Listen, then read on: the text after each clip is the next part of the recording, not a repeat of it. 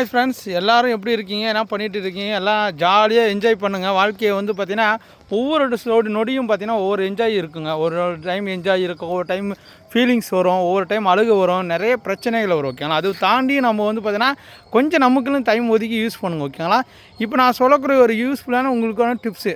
நிறைய பேர் ரோஜா செடியெலாம் வளர்ப்பீங்க. தம்பி, உங்ககிட்ட மட்டும் இவ்வளோ அழகாக பாருங்கள், பார்க்குறதுக்கு எவ்வளோ அழகாக இருக்குது, இந்த மாதிரி லட்டு மாதிரி உங்ககிட்ட பூக்குதே, எங்கிட்ட இந்த மாதிரி பூக்கலையே அப்படின்னு கேட்பாங்க.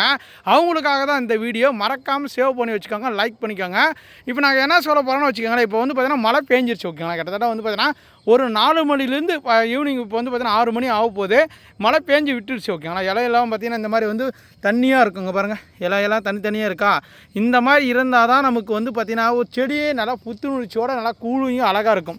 பட் பார்த்தீங்கன்னா அடுத்து தொடர்ந்து இதே மாதிரி மழை வரும்போது நம்மளுக்கு இலையில இந்த மாதிரி டாட்டாக வந்துடும். ஓகேங்களா? பாருங்கள், இந்த மாதிரி கருப்பு கலர் தம்பி புள்ளியாக வருது, இலையெல்லாம் கொட்டி போகுது, எனக்கு பூவெல்லாம் கொட்டி போச்சு அப்படின்வாங்க. பார்த்தீங்கன்னா இங்கே எக்ஸாம்பிளுக்கு பார்த்தீங்கன்னா இந்த மாதிரி ஆயிரும். இங்கே பாருங்கள், ஒரு செடிக்கு எடுத்து காட்டுறாருங்க உங்களுக்கு.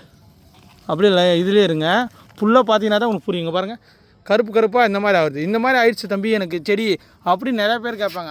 இதனால் எதனால் ஆகுதுன்னு பார்த்தீங்கன்னா மழை தண்ணியில் பார்த்தீங்கன்னா பிஹெச் வேல்யூ அதிகமாக இருக்கும், மீடியமாக வரும்.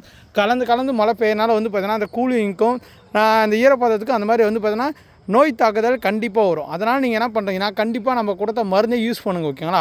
சாஃபு, மோனோ ப்ளஸ், ஃபவுஷாக், அப்படி இல்லைனா அந்த சமைக்கிற மருந்து, இந்த 3 மருந்து எது வேணால் யூஸ் பண்ணுங்கள். கண்டிப்பாக பார்த்தீங்கன்னா மழை பேஞ்சு முடிஞ்சிச்சா அடுத்த நாள் காலையில் கண்டிப்பாக நீங்கள் மழைக்கு தண்ணியை மருந்து அடிச்சிருங்க. ஓகேங்களா? ஏன்னா பார்த்தீங்கன்னா மருந்து அடிச்சிங்கன்னா தான் இந்த அளவுக்கு ஃப்ரெஷ்ஷாக இருக்கும். உங்களுக்கு இடையில அந்த மாதிரி பார்த்தீங்கன்னா பூச்சி தாக்குதல் வராது. ஓகேங்களா? இந்த இன்ஃபர்மேஷன் பிடிச்சிருந்தால் லைக் பண்ணுங்கள், கமெண்ட் பண்ணுங்கள். தேங்க்யூ. அடுத்தடுத்த வீடியோ சந்திக்கலாம். தேங்க்யூ. பாய்.